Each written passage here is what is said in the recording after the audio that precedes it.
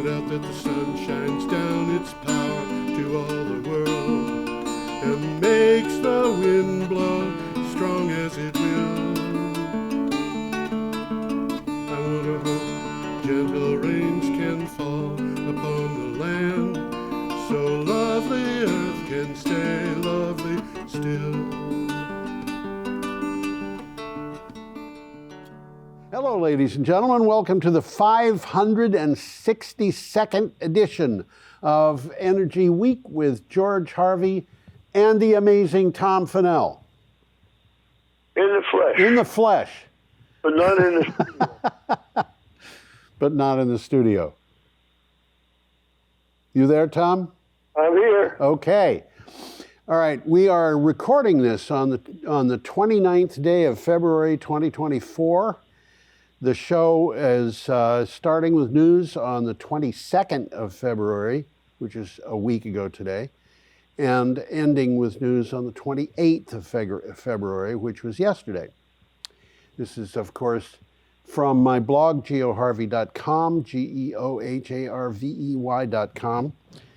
There's a couple of places lower on the screen if you want to scroll down where you can get the script that Tom and I use kind of loosely, but you can also go to Energy Week, to geoharvey.com, and in any of those you can at Energy Week you can click on the calendar to get to the correct date and just look for the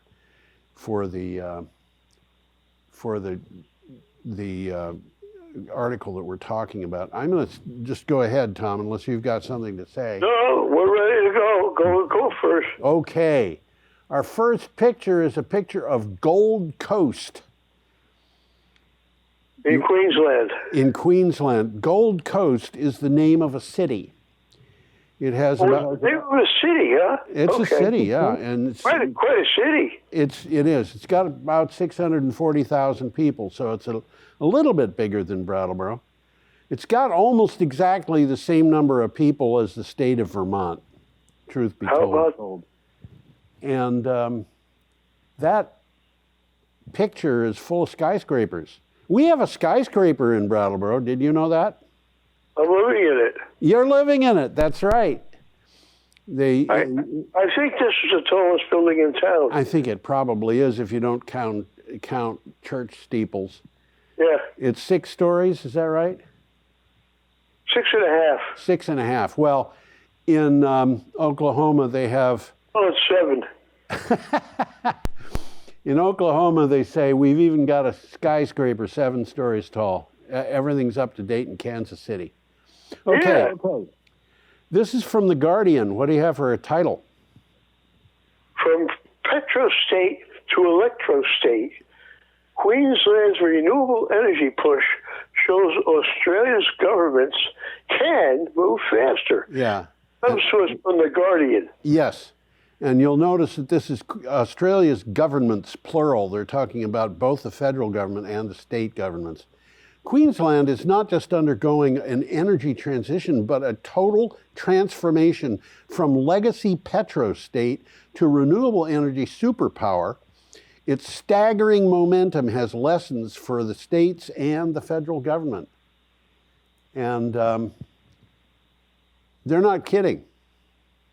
No, they're not.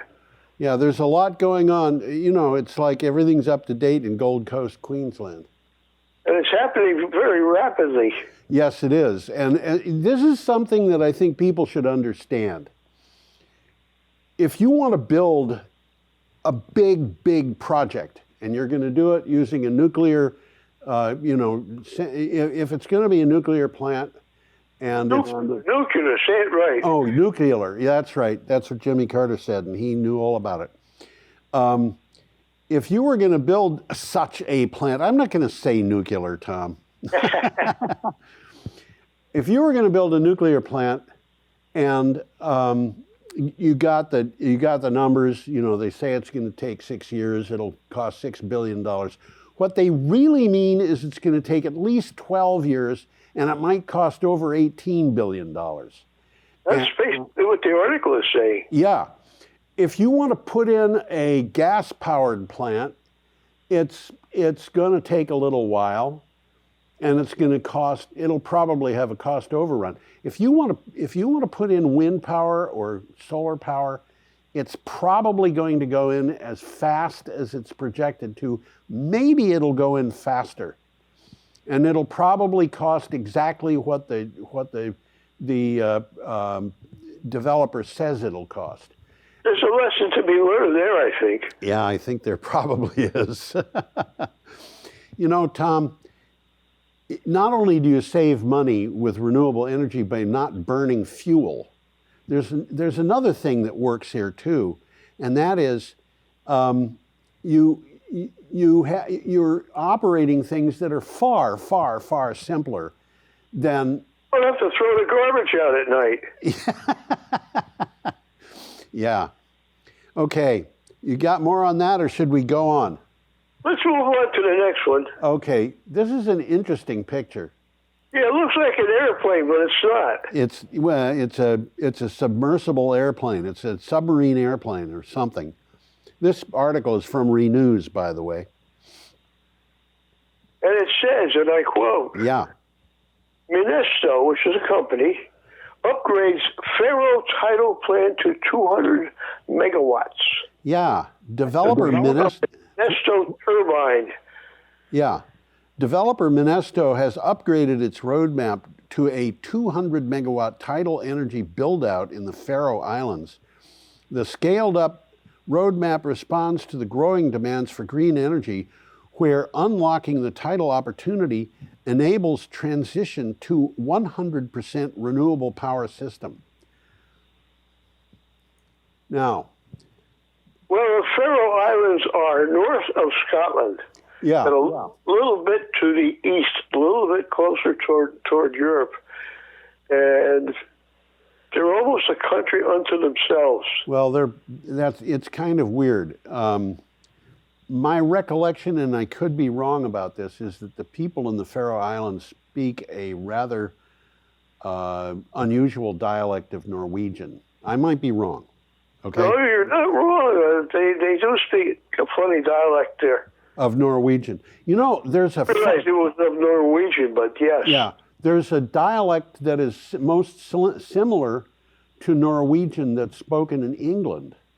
Uh-huh. And it's what is called the Yorkshire dialect, and it makes absolutely no sense to an English-speaking person who doesn't know it. And it also doesn't make any sense to a Norwegian, but it's there. I knew a fellow who knew a bit about it. He came from Yorkshire. But this getting back to this tidal turbine, it does look like an airplane. It's tethered. And as the tide goes, you know, it is making energy from the flow of the water. And as it says, it's a turbine. Yeah, that looks like an airplane. You could do that with, you know, you could put up turbines on kites that flow in the wind, but this thing would be a little bit more reliable because it's going to be going probably something on the order of 20 hours a day. I'm just guessing. Uh-huh. But, you know. The tide goes both ways. The tide goes both ways, and this thing can turn around. Okay, I'm going to go on to the next one. Can't dance. We have a picture of a BYD electric bus and an article from Clean Technica. That's what it looks like to me. Because it says BYD e-bus on it. Yep. What do you have? BYD, by the way, is a Chinese company. And why they call it BYD? It means build your dreams. Yeah. This is a little bit crazy, but that's what it says. This would be like a company in the United States naming itself with a French name. Something like that. Yeah. And but in any case, yeah. I'll read the title. Okay. It says Clean Bus Planning Awards support fleet electrification with custom transition plans. Yeah, the National Renewable Energy Lab, which we talk about a lot on this show, using the abbreviation NREL, announced the $5 million Clean Bus Planning Award program. It provides free technical assistance to create comprehensive and customized bus electrification plans for U.S. school and transit fleets through fiscal year 2024. So, you know, the next time you decide that you want to have your bus fleet upgraded, you know, get a hold of NREL. They'll help you. Well, it comes to us from Clean Technica. Yeah. And it's an interesting thing because particularly with school buses, this is an ideal situation. Absolutely. Because all day long they're sitting there idle and they can be charging. Absolutely. That's right. Okay, let's move along. We're up Friday, February 23rd. Right. And an interesting picture of what are those funny looking things? Those are offshore wind turbines. And it comes, by the way, from Renews. That's right. Renews. Renews is a source of a lot of our articles. Yeah, they're a source. What do you have for a title? Equinor secures final green light for Empire. Now, that means no sense at all unless it... You're right. It makes no sense. You're going to tell us what it means. Well, it is Equinor, not Ecuador. You didn't say Ecuador, but I'm saying just so people hear it right, it is Equinor. It's the name of a company, not a country. And Empire is the name of an offshore wind project. So I'll read the synopsis. The Bureau of Ocean Energy Management approved the construction and operations plan for Equinor's 2-gigawatt Empire Wind project. With this key permitting action secured, Empire Wind is on track to begin construction in its federal lease area off the southern coast of Long Island, according to Equinor. Is that our Long Island? That is our Long Island, and it's called Empire because New York State is the Empire State. Okay. Yeah, and so this is, and again, you know, this is like, how long does it take to build a 2-gigawatt wind project? Well, it's probably going to take a couple of years.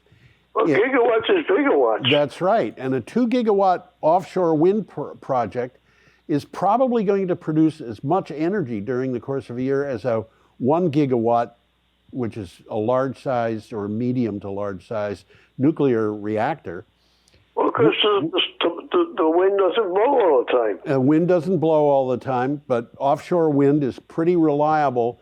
It blows about 98% of the time, but it's variable. So it doesn't usually blow at full power.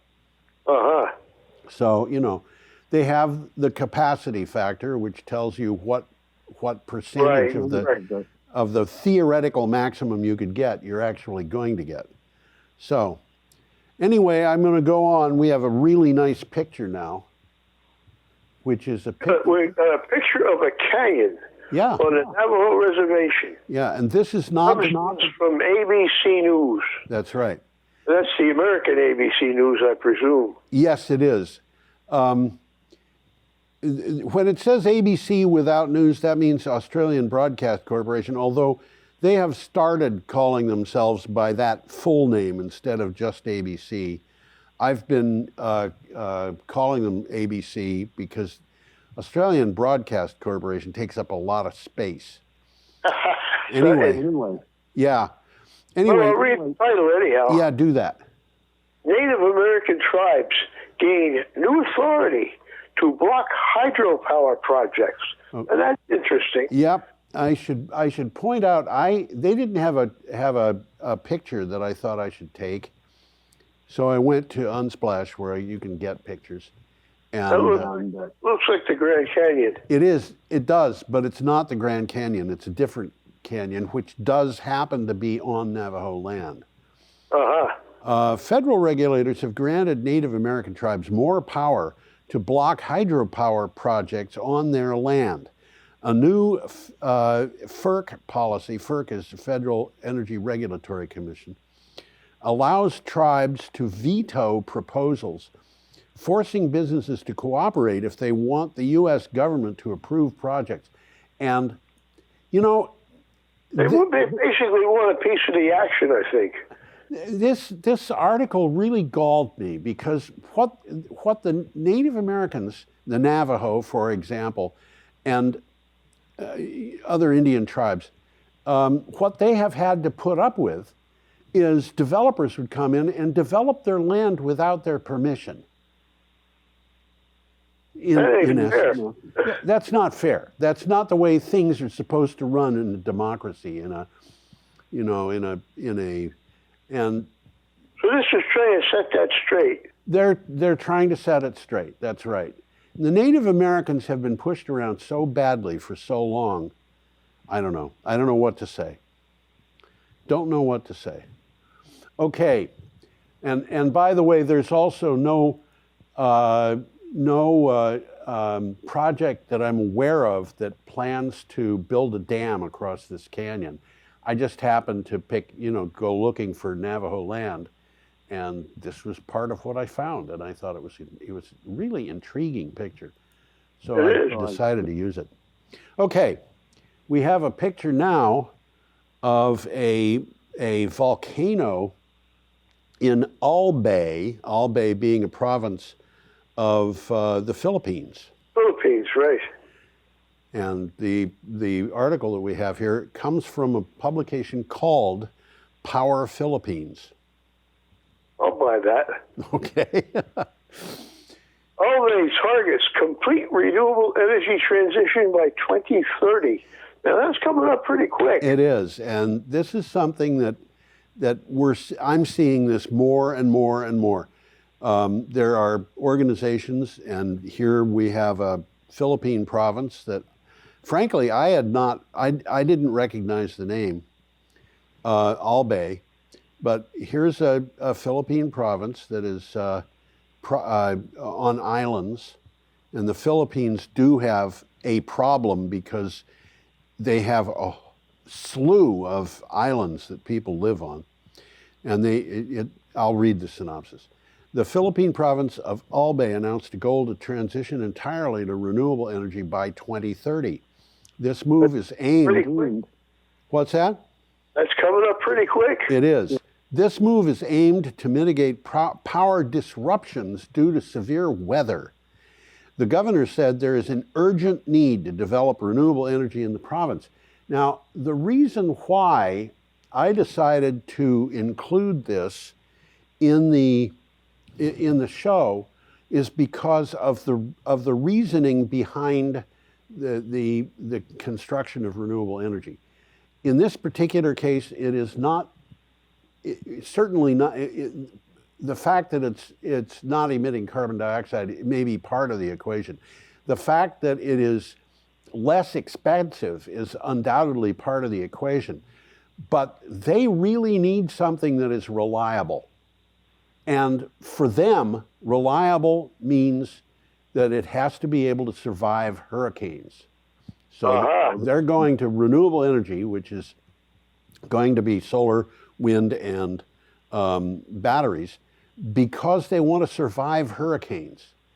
And this is, I've got to a point where I believe that renewable energy is probably better than fossil fuels in every respect. Okay, I'm going to go on. I think that's correct. Yeah, thank you, Tom. It's nice to have your opinion meet mine. I have a great deal of respect for your opinion. Okay, we're up to Saturday, February 24th, and we have an article from Clean Technica and a picture of what is called a four-wheel cargo bike. That's what they call it. I have a hard time thinking of that as a bicycle, but yeah, I know what you mean. If you look very carefully at the guy who's driving it, you can see that he is pedaling there. He's got his feet on pedals. So, yeah, you can kind of make that out if you look at it. Yeah. Well, it's from Clean and it says, and I quote, FedEx Express UK grows its London fleet of e-cargo delivery bikes. Yeah, an announcement from FedEx Express UK confirms that they are serious about electric micromobility. The company just added 8 more 4-wheel e-cargo bikes. Now, how you can deal with a 4-wheel bike, I don't know, because bike is 2 wheels in my view. But this is what I would. That's what it means, is bicycle, 2 wheels. That's right, and I think of this as a quadricycle. But let me continue. They're adding 8 of these to the FedEx London fleet to join the electric cargo bikes FedEx already operates there. They are operating regular bicycle bikes, and now they're adding these quadricycles to them. And so they're human-powered. They're human and electric combined. They have a electric assist here. Okay. We have a picture of cherry blossoms from the BBC. Looks like cherry blossoms to me. It's really quite pretty. Isn't it? Yeah. Okay, what do you have for title? How climate change is thwarting travelers' cherry blossom plans. Yeah, and it's not just the BBC, by the way. Yeah, it's not just travelers human travelers. It's also birds and insects and so forth. The cherry blossom. Screwing up the time schedule. Yeah, the rare and beautiful 10-day cherry blossom front is set to start 10 days earlier than usual due to global warming. This is a 10-day event, and it's starting 10 days early. So if you go by the regular conventional timing, you're going to arrive when it's all over. Yeah, you're going to miss it. Yep, the travelers who arrived in Tokyo in April of 2023 to see the city's famous cherry tree petals found the blossoms opened 10 days earlier in response to climate change. And well, that's going to be disappointing. You imagine, you go down to, you travel all the way to Boston so you can spend 24 hours in an airplane getting to Tokyo, or however long it takes. And you arrive and discover that the cherry trees have dropped all their petals on the ground. Well, you'd have a pink street maybe, but that's not what you went there for. Okay, our next. Here we got a picture of a solar array. We do. From the Platte River Authority, and it comes from a publication called the Coloradoan.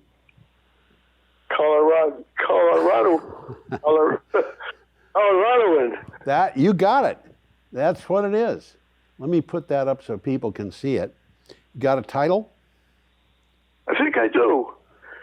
Platte River's path to a clean, reliable energy future. Yeah. Now I have to find it again because I bumped my mouse. There we go.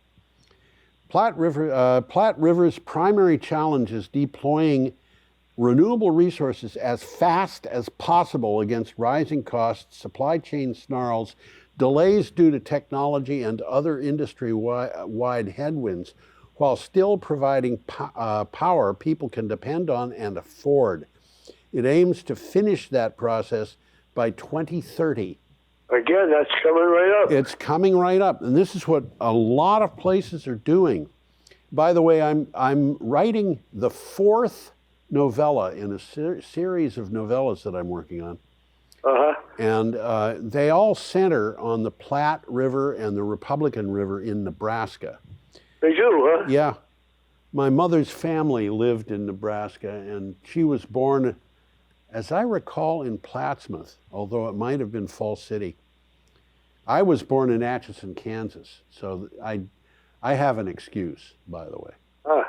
Atchison is a place that I can use as an excuse. Okay, our next picture is more trees in blossom. Another picture of foliage. Yeah, we're up to Sunday, February 25th, and this is from Dev Discourse. That's what it says. What do you have? And those trees are jacarandas.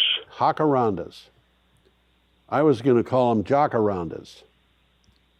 but I'll let you. Spanish word. It's a Spanish word, yeah, which is used in a lot of places other than Spain or Mexico or what have you. So you're undoubtedly right. It is jacaranda. What do you have for title? Early jacaranda bloom sparks debate about climate change in Mexico. Who would debate in Mexico about climate change? Well, they do. In spring, the streets of Mexico's capital city have always been purple with the flowers of the jacaranda trees. Their bright colors not only attract the eyes of residents and tourists, but also birds, bees, and butterflies. Now, however, they are blooming in January and February. And by the way, I'm going to ask you a question, Tom, and I know that you know the answer, but it's because they have butterflies in this story. What is yellow and has 4 wings and weighs 1,000 pounds? You've asked me that question already. I'm going to let you answer it. You want me to answer it? Yeah. Okay. What has 4 wings and is yellow and weighs 1,000 pounds? 2 500-pound canaries. How about that? I would be wheeling around 500-pound canaries, let me tell you. Yeah, well, I don't want to get into an argument with a 500-pound canary. It may be the sweetest bird on earth, but I don't want to argue with it. Okay, we have an article. Yeah, we have an article from Clean Technica, right in front of our eyes. All things a picture of power lines. Yes, indeed. That's this is interesting. The title here, and I'll read it. Yeah. Reconductoring, the quick way to double grid capacity. So the structure is there, but they're putting in new, larger conductors. Exactly. You need more than money to build new power lines. Easements and land purchases for wires to go across, environmental reviews, inspections, engineering approvals, permitting, all sorts of things are needed. An alternative to this is to give the old power lines new conductors. Presumably larger conductors. Yeah, well, it would be larger conductors. Either that or you could take out the ones that are, conducting with copper and put in new ones that are made of silver. Well, that's a little bit expensive, isn't it? Yeah, I think it is. Silver is a better conductor than copper. Yeah, it is. Silver is it's about tops. You know what's better than silver is what is that called? Graphene. Graphene, yes. Graphene, yeah. Which is a form of carbon. It's a form of carbon, yeah, and it's like you take graphite, which is layers of crystal lattice of carbon, and you just peel a layer off. So it's from the graphite, you have a layer which is 1 atom thick, and it can be a sheet the size of the graphite, and it is unbelievably good conductor. It really is unbelievably good. Okay. Let's move along. Let's do that. Thank you for that suggestion, Tom. I've got a nice picture of the ocean at Del Mar. Yeah, we do. That's right. Wherever Del Mar is. I don't know. But it comes from the BNN breaking. Yeah, it does. Whatever that is. BNN Breaking is a publication that I just started seeing producing things online a couple of weeks ago. So, yeah. What do you have for a title? Your title. Hello? I'm here. Are you there? I'm reading the title. Okay, do it. A Brighter Tomorrow, North Counties Clean Energy Alliance offers affordable, renewable energy options. Yeah.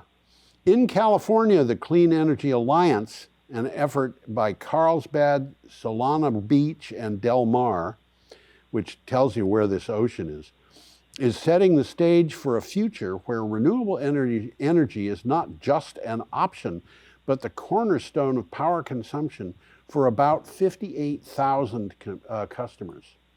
So that's the North County in Yes, in California. Right.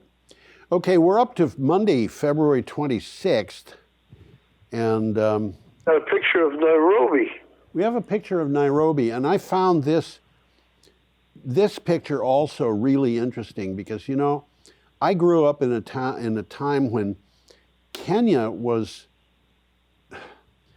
you know, if you thought of Kenya, you thought of people who were really poor with cattle, and you know, their riches were their cattle.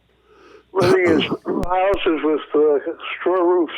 Straw roofs, yeah. And now the straw roofs have solar panels on them, and anybody who wasn't actually involved with cattle is living in Nairobi. So, what do you have for title? UN member states are meeting to plan how to tackle the world's environmental crises. Yes, this is from ABC News.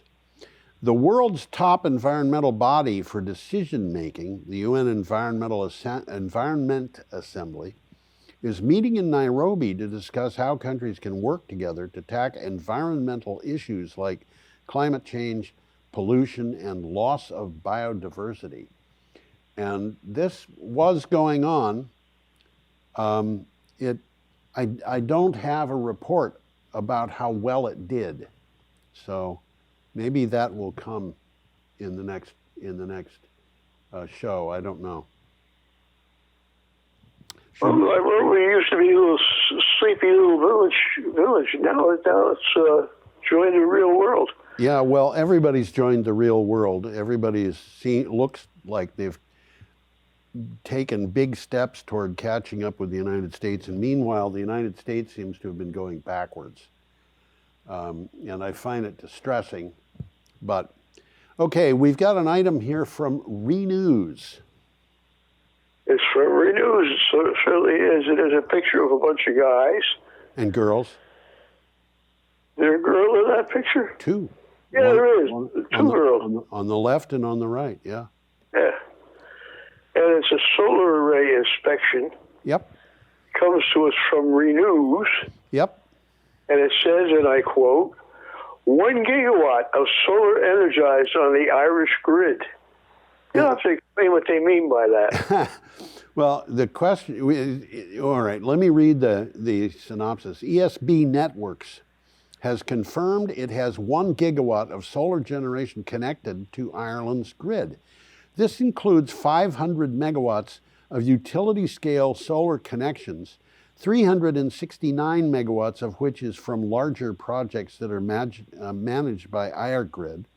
The peak demand on Ireland's electricity system is approximately 5.5 gigawatts. So the maximum amount of energy that you could get out of this is a little bit less than 20% of the peak demand. But would you have guessed, Tom, you've been in Ireland, would you have guessed that somebody would have a gigawatt of solar power connected to the grid in Ireland? That would really surprise me. It surprised me. By the way, Ireland's grid includes both the Republic of Ireland and Northern Ireland. Ireland, it's really one. It should be one country, but it's one island. I happen to agree with you, but the thing that is going on here is that Ireland has one grid supplying electricity to both countries. That's interesting. Yeah, it is. Well, you know, it's a funny thing that always it's really something I found really interesting is that Ireland had a rebellion about 100 years ago because the Catholics felt like they were being mistreated, which I think they were. And Northern Ireland was separated from the Republic of Ireland so that the people who lived there, who were predominantly Protestant. Well, they were the people who had been transported there by the Brits. The people we call Scots-Irish. Right. And but they made a new country that remained part of Great Britain, and it was very industrialized. yes. And what happened was Ireland ceased to have religious problems, but Northern Ireland didn't. That's interesting. Now, do you know what Ireland's flag looks like, don't you? Yes. Okay. Do you It's know a tricolor. it is? Do you know why it's got the colors that it does? Yeah, they represent the green, the Protestants, the green, the Catholics, and the orange, the Protestants. Yeah. So Ireland is a country which I think of as Catholic, but it's really protective of people's religious The Protestants in Ireland were originally brought there by the Brits. Yeah. And another thing, too, you remember the movie called A Quiet Man? Yes. Yes, I do. You'll notice that everybody in that movie they didn't swear, but they were always smoking or drinking or fighting or racing horses or something like that. There was always a lot of activity, except one tiny group of people that was always helpful to each other. And who was that group of people? The Catholic priests, of which there were two, and the local Protestant minister. Interesting. Okay, let's go on to Tuesday, February 27th. Is that what we're doing? No, we're not there yet. We're going to... We got a very green-looking thing. We have a green-looking thing, and it doesn't look real. Okay. But it says it's a solar array, and who's going to call him a liar? Well, I think that they've added some artwork to a photograph of a solar array. This is from AOL. Electrify America plans a fully renewable 75 megawatt facility. Yeah, the future is here, at least. And let me put that picture up. I forgot to put it up for people. The future is here, at least that's what Electrify America's new 100% renewable energy sourced EV charging network looks like. Teaming up with the energy provider TerraGen, Electrify America announced plans for a solar-powered energy generation project in San Bernardino County, California. Well, I've never been in California. I have, but it's nothing that spectacular. Well, I know there are people who think that there are parts of it that are spectacular. This comes to us from AOL.com, by the way. We're up to Tuesday, February 27th, and we have a picture. This, I think, is the most important story of the program. We have a picture here, which doesn't look terribly interesting. It's a CATL display. The story is from Clean Technica, and you have a title. What is it? CATL, which is what that is saying. Yeah. BYD, build your dreams. Battery prices by 50% in 2024. Now that is progress. That's amazing. When I saw that, I thought that has to be a misprint. A report from CNEV Post, which is the name of a publisher in China, which publishes in English, says CATL is pushing for cost reductions that would drive the price of its VDA spec lithium iron phosphate battery cells down to $56.47 per kilowatt hour. That reduces battery prices by 50% to a figure eerily close to a prediction made by Tony Seba a decade ago. And Tony Seba's prediction was that basically we would get very soon to a point where people would not be buying gasoline-powered or diesel-powered cars because they would cost more than electric cars, and certainly cost a lot more to power and do mechanical work on. And we are We're there. renting the batteries and paying for the power. Yeah, the most expensive thing about an electric car is the battery. And here we're seeing that the battery, what this says is, in effect, if you can buy a Tesla for $32,000 today, you might expect that same car to cost $27,000 a year from now. Now that is if Tesla goes the same way that BYD does, but Tesla's going to have to go the same way BYD does, or it's going to be losing its market to BYD. By the way, Stellantis, you know Stellantis?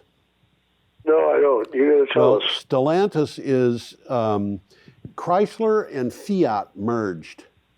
And they made this business called Chrysler Fiat. What an amazing idea. And what they did was they renamed themselves Stellantis. And they were really resistant to the whole idea of electric cars. They came up with a car called the Fiat 500e. And the CEO of Stellantis was telling people, please don't buy the Fiat 500e because we lose money on every one that we sell, which was a lie. They didn't lose money, but he didn't like the idea of electric cars, so they were not pushing them. And what has happened now is that a couple of years ago, they decided they wanted to get behind electric cars. And now Stellantis is actually selling more cars in Europe than Tesla is. That's interesting. Isn't it? Okay, did we finish that thing about the thing with Tony Seba? Yeah, we did. Okay, our next item is agrivoltaics. And here we have a picture of agrivoltaic project. Agrivoltaics makes an awful lot of sense to me. I mean, it does. It's streams of income. Yeah.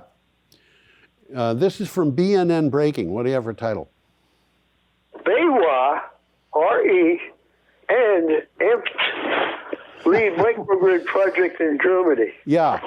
In the small town of Finzal, nestled in the heart of Germany, a seminal initiative is redefining the future of renewable energy. The campus of Fraunhofer Institute for Chemical Technology, a beacon of scientific innovation, is a stage for a pioneering microgrid project, and you see a picture of it here. So that's it. That's it. And I want to point out that the University of Vermont is doing a microgrid project which will be conducted over the course of this summer in northern Vermont. And I actually wrote an article about it for the current edition of Green Energy Times. And the work that's being done with microgrids and solar power on agricultural fields is really, really interesting. Well, it makes a lot of sense. It does. And it can mean the difference between a farm going out of business and staying in business.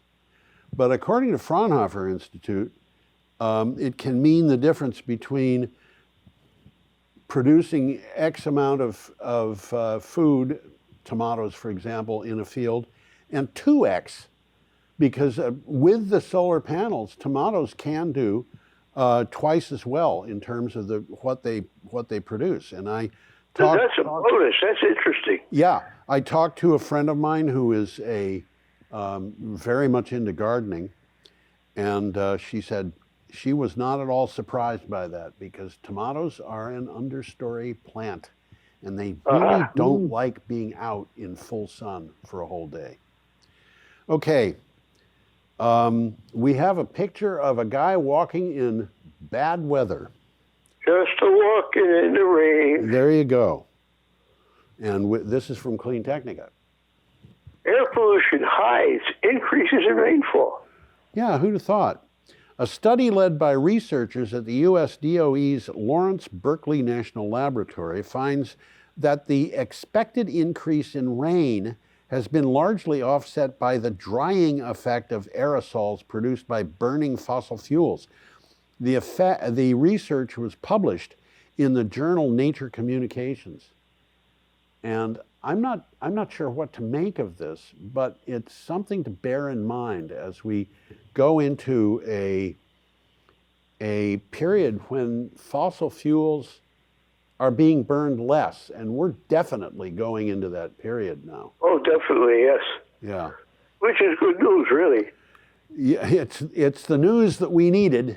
It's the news we've been waiting for.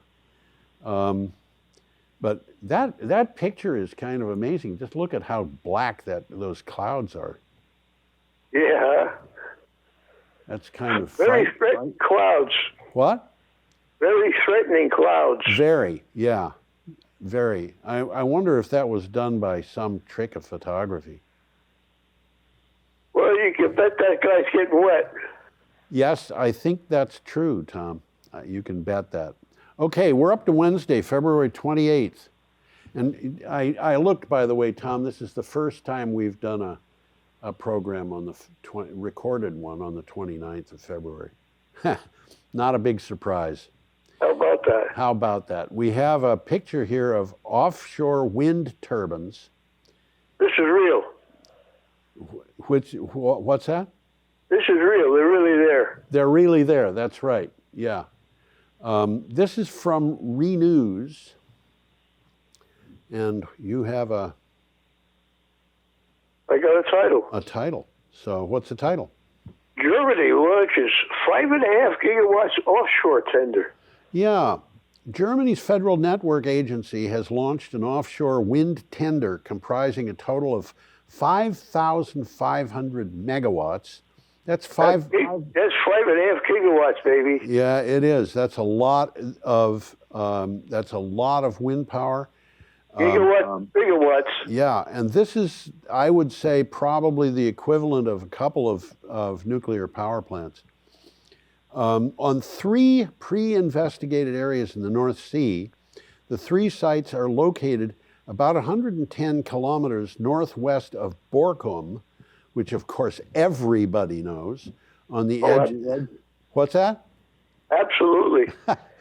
On the edge of the border with the Dutch exclusive economic zone. Okay. Now I'm more confused. What's that? Now I am more confused. Now you're more confused. Well, they have exclusive economic zones that the countries have claimed or been assigned or agreed upon or whatever, and they're building out wind farms on those and using those wind farms to supply them. Excuse me. Yawning. Supply themselves with electric power. And by the way, I should mention, there was an interesting article that I came across several years ago about a wind farm in Scotland. And this was a land-based wind farm in Scotland. And there was a female eagle who lived in the wind farm. And she had a nest there, and she raised 3 sets of eggs in her nest successfully. So she had no problem with wind turbines. She knew all about them and knew how to avoid them and knew how to hunt among them and so forth. And that's the way that was. Well, we hear a lot of opposition to wind turbines by people who oppose wind turbines. Yeah, we do.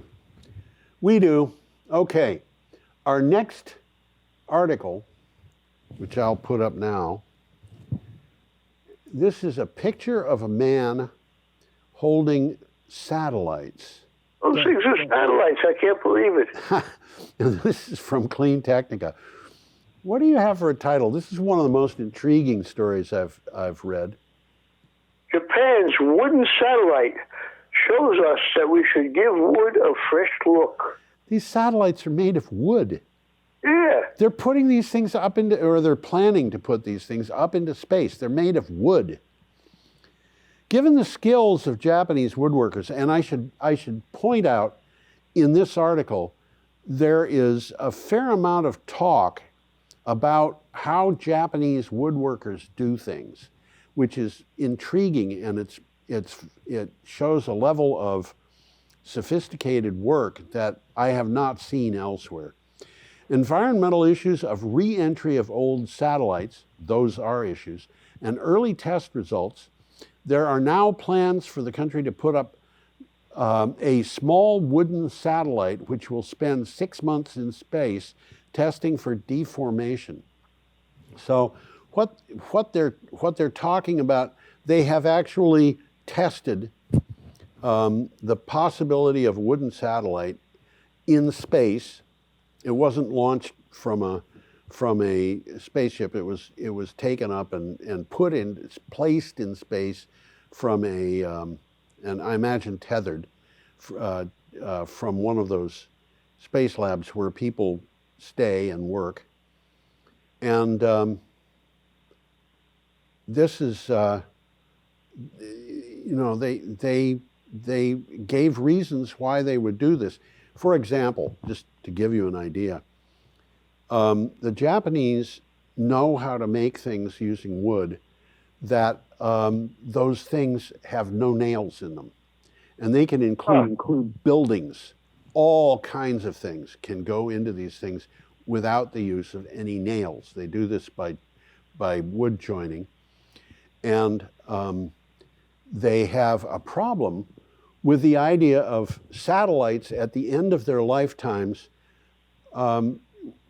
They're having orbits that decay, and the satellite re-enters the Earth's atmosphere. Now, the problem with this is the satellite is usually made of aluminum. And when it enters the atmosphere, the aluminum burns up. Now, what that does is it turns the aluminum into a material called alumina, which is aluminum oxide. It's a white powder, and it is, when it's burned up in that manner, it can just blow around in the atmosphere for years, literally for years and years and years. So satellites go into the atmosphere, and the aluminum stays up there for a long, long time. And as we put up more and more satellites, we're going to have more and more of this alumina up there. Now, this is a problem because it will do a couple of things that are not good. One of which is it will reflect heat. And there's scientists who are saying we should do this for geoengineering to reflect the sun's heat away from the Earth. But the problem with that is that it also reflects heat that comes from the Earth back to the Earth. So it does not help. There are people who are saying this is going to be harmful for global warming. Sounds like the opposite. Yeah, and the what's going on here is the Japanese have had this idea that because they can do the joining that they can with wood, they can make satellites out of wood. And here is a guy who looks very happy to be showing us a couple of models. Yeah, wooden satellites. Who would have thought of something like that? Okay. I wouldn't. I would. I would not have thought of this. Very interesting, but strange. Yes, that's right. Okay, our next picture is a Berge XL15, which is a small wind turbine. And I think the 15 might refer to the diameter of the windswept area. Okay, this is from Clean Technica. And what do you have for a title? NREL, which we've talked about. We've talked about. Requests proposals from U.S. manufacturers of small and medium wind turbine technology. Yeah. Explain what's going on here. Yeah, well, let me finish the synopsis and then we can talk.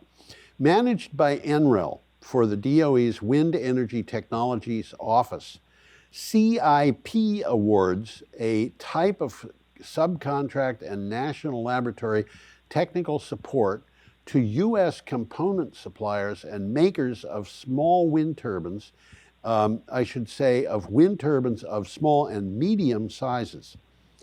So what is it telling us?